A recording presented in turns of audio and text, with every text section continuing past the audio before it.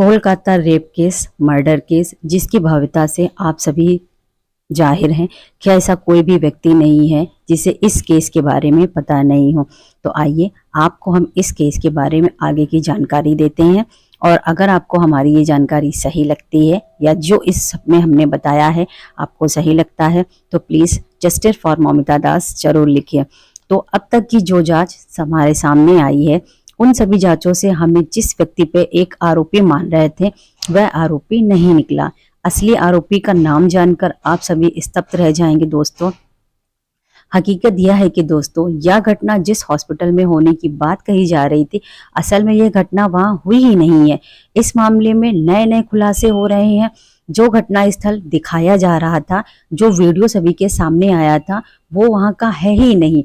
ये एक सोची समझी प्लानिंग थी जिसे बहुत ही अच्छी तरीके से एकदम प्रूफ इसको पूरा किया गया है। यह घटना जिस हॉस्पिटल में होने की बात कही जा रही थी वहां हुई ही नहीं है। इस मामले में जो बड़ा खुलासा हुआ है दोस्तों, अब तक की जो वीडियो आप सभी ने इंटरनेट या देखी है सब जगह वही वीडियो वायरल हो रही है, लेकिन असल में ये असलियत से बहुत ही ज्यादा दूर है।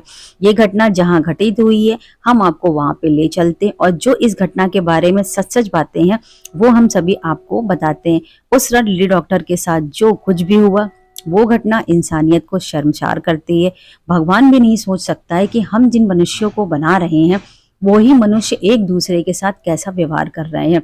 इतना क्रूर कैसे कोई हो सकता है जो किसी दूसरे व्यक्ति के साथ इतनी क्रूरता दिखाए, इतनी गंदी तरीके से उसका साथ गलत किया जाए।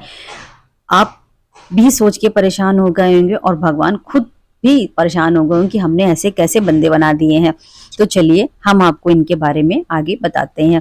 साथियों, जैसा कि आप सभी जान रहे हैं कि लेडी डॉक्टर का कातिल अकेले संजय राय नहीं हो सकता है। जो सभी के सामने दिखाया गया है या फिर सीबीआई के सामने जिससे लाके बैठाल दिया गया है वो असली कातिल हो भी सकता है और नहीं भी हो सकता है, क्योंकि अभी तक सीबीआई को जो भी सबूत मिले हैं उनके हिसाब से तो वो संजय रॉय को ही असली कातिल बता रहे हैं। क्योंकि आरजीकर मेडिकल कॉलेज से जो हमें वीडियो फुटेज मिली हुई है उसमें संजय राय की मौजूदगी ये दर्शा रही है कि वो उस समय अस्पताल में था। सेमिनार हॉल में उसका ब्लूटूथ मिलना उसकी वहां की मौजूदगी को दर्शाता है, लेकिन जो संजय राय अपने पॉलीग्राफ टेस्ट में बयान दे रहा है वो कुछ और ही बताता है। तो चलिए हम आपको इसके बारे में पूरी जानकारी देते हैं। दोस्तों, आपसे ये रिक्वेस्ट है कि अगर आपको हमारी जानकारी सही लगती है तो प्लीज कमेंट में जस्टिस फॉर मौमिता जरूर लिखें। अगर आप इंग्लिश में नहीं लिख सकते हैं तो हिंदी में लिखिए, क्या मौमिता को न्याय मिलना चाहिए। और आप ऐसे कमेंट करिए कि जो भी लोग इन्हें देखें वो सच में ममता के लिए न्याय की उम्मीद करें, क्योंकि आज तक ऐसे ऐसे केस हो चुके हैं जिन्हें फाइलों के नीचे दबाया जा चुका है। बड़े बड़े लोग, बड़े बड़े अधिकारियों ने अपनी असलियत को सामने ना आने के कारण केसों को दबा दिया। इतनी ज्यादा रिश्वत और घूस खिला दी है कि केस निपट गए हैं, एकदम निपटे ही नहीं पा रहे हैं। तो आप प्लीज इतना उग्र आंदोलन करिए कि मौमिता को न्याय जरूर से जरूर मिले। तो चलिए हम आपको ले चलते हैं आगे की जानकारी की ओर। संजय राय ने सीबीआई को एक नया बयान दिया है। उस बयान के हिसाब से जब वो अस्पताल में आया तो उस समय अस्पताल के बाहर कोई भी सिक्योरिटी गार्ड नहीं था। उसका कहना है कि वो अस्पताल में किसी मरीज को भर्ती कराने आया था। अचानक से जब उस मरीज की हालत बिगड़ने लगी तब उसके रिश्तेदारों ने संजय राय को फोन किया और फोन करके उन्हें ऑक्सीजन प्रबंध कराने का कहा। जब संजय रॉय ने ऑक्सीजन प्रबंध कराने के लिए अस्पताल में गया तो वह अपने उन करीब लोगों के पास गया जिनसे उनके रिश्ते थे। जब वह उन्हें अस्पताल में ढूंढने लगा तो वह उन्हें कहीं भी दिखाई नहीं पड़े, इसलिए वो ऊपर थर्ड फ्लोर में चला गया। थर्ड फ्लोर में जाते जाते वो सेमिनार हॉल में गया जहाँ पे अक्सर उन्हें वो आदमी मिल जाते थे, लेकिन जब वो वहां गया तो उन्हें वहां नहीं मिला। उसने देखा कि जमीन में मौमिता पड़ी हुई है।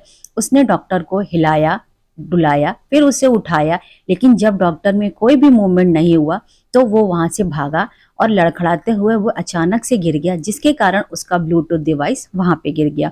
संजय की कई बातों के अनुसार ये तो स्पष्ट होता है कि संजय अस्पताल के सेमिनार हॉल में गया था, क्योंकि वहां पे उसकी ब्लूटूथ की डिवाइस की मौजूदगी उसके वहां पे होने का पूरा पुख्ता सबूत देती है। अब चलिए हम आपको आगे की ओर की जानकारी में ले चलते हैं। सीबीआई की नई जांच के हिसाब से सीबीआई का कहना है कि इस हत्याकांड में 5 लोगों के शामिल होने का पूरा उन्हें सबूत मिला है। तो चलिए हम आपको ले चलते हैं उन 5 के बारे में, हम आपको एक पुख्ता जानकारी देते हैं। तो हम यहाँ पे शुरू करते हैं 5वें नंबर से। जो 5वां नंबर है वो विप्लव सिंह का है। विप्लव सिंह संदीप घोष का बेहद करीबी माना जाता है। माना जा रहा है कि वह बताया जा रहा है कि विप्लव सिंह के पिता जो अस्पताल में पहले भी काम कर चुके हैं और उन्होंने वहां पे काफी समय तक काम किया है, तो विप्लव सिंह ने ही अपने पिताजी के संबंधों का फायदा उठाया और अस्पताल में पहले बार बैनर और पोस्टर बनाने का काम करता था। बैनर पोस्टर बनाने का काम जब उसका अच्छे से होने लगा तब उसके संबंध संदीप घोष से और ज्यादा बढ़ गए और फिर उसने दवाइयों का ठेका लेना शुरू कर दिया। अब इन दवाइयों को वो खरीदता और कम दामों पे खरीदता था और इनको जाके वो बड़े बड़े रेट में बाहर अस्पतालों में बेचता था। तो दवाइयों का जो गोरख धंधा करता था वो संदीप घोष की देखरेख में ही करता था और संदीप घोष उसकी पूरी मदद करता था इन सारे कारोबारों में करने में। जो चौथे नंबर पे नाम आया है वो सुमन हजारा का है। सुमन हजारा भी संदीप घोष का बेहद करीब व्यक्ति था। वे अस्पताल में जो भी मटेरियल सप्लाई का काम उसी में ही करता था। हाजरा की दोस्ती जो अस्पताल के कारनामों में शामिल थे। घोष और हाजरा सारे गलत कामों को करते थे और अपने गलत कामों को अंजाम देते थे और उनको कोई भी नहीं देख पाता था। और जो हमारी ट्रेनी डॉक्टर थी उन्हें इन सारे बातों की खबर लग चुकी थी और वो पूरे सबूतों के साथ उन्हें बेनकाब करने वाली थी, लेकिन उससे पहले ही उनके साथ ये दुर्घटना घट गई। घोष और हजारा की दोस्ती इतनी ज्यादा पक्की थी कि इन्होंने खुद की एक शॉप खोल रखी थी, जिससे ये सारा गोरख धंधा ये बड़ी ही आसानी से कर लेते थे और कभी भी किसी की नजर में सामने नहीं आए। तीसरे नंबर पर जो नाम बाहर निकल के आया है वो है अफसर अली खान का, जो कि एक प्राइवेट सेक्रेटरी के रूप में घोष के साथ हमेशा बना रहता था। उसे अफसर अली और घोष को सारे एक दूसरे के काले कारनामों के बारे में पूरी पता थी और वो क्या करने वाले थे इसके आगे की सारी खबर ट्रेनी डॉक्टर को पता चल गई थी। दूसरे नंबर पे संदीप घोष का नाम है, जो कॉलेज के पूर्व प्रिंसिपल रह चुके हैं। जैसे ही ट्रेनी डॉक्टर की मौत हुई उनकी जांच बैठी, 24 घंटों के अंदर ही उनको पकड़ने की कोशिश की गई, लेकिन 2 दिन बाद ही उन्हें पकड़ लिया गया। संदीप घोष एक ऐसा इंसान था जो लावारिस व्यक्तियों का सौदा करता था। सारे काले कारनामे और गुनाहों का असली गुनाहगार यही व्यक्ति है। घोष के खिलाफ डॉक्टर अख्तर ने वित्तीय अनियमितताओं की शिकायत भी की है। घोष अस्पताल के सारे कॉन्ट्रैक्ट अपने जानने वाले और अपने रिश्तेदारों को देता था और वह उनसे मोटी रकम कमाता था। पैसा कमाने के लिए उसने इतने सारे गंदे काम किए हैं कि जिसकी भरपाई वो कभी कर ही नहीं सकता है और जो भी वो काम करवाता था वो सारे काम अपनी मर्जी से कराता था। जैसे ही संदीप घोष को पकड़ के जेल में ले जाया जा रहा तो प्रदर्शनकारी इतने ज्यादा उत्तेजित हो गए थे कि उन्होंने उसको पकड़ के थप्पड़ मारने की कोशिश की और कई लोगों ने तो उसको बहुत ज्यादा मारा। उसके अलावा लोगों ने वहां पर तेज तेज से चिल्लाना शुरू कर दिया और उसे चोर चोर बोलने लगे। लोगों ने वहां पे फांसी की सजा का भी कहा कि इसे सिर्फ फांसी ही दे जाए। प्रदर्शनकारी इतने उग्र हो चुके हैं कि अब उन्हें संभालना पुलिस के लिए बहुत ही ज्यादा मुश्किल होता जा रहा है। और पहले नंबर पे अब जो नाम हम रख रहे हैं वो संजय राय का है। संजय राय की मौजूदगी सेमिनार हॉल में और उसके ब्लू टिप डिवाइस का वहां पे गिरना ये पूरी तरीके से पुष्टि करता है कि संजय राय कहीं ना कहीं इस केस में पूरी तरीके से शामिल है।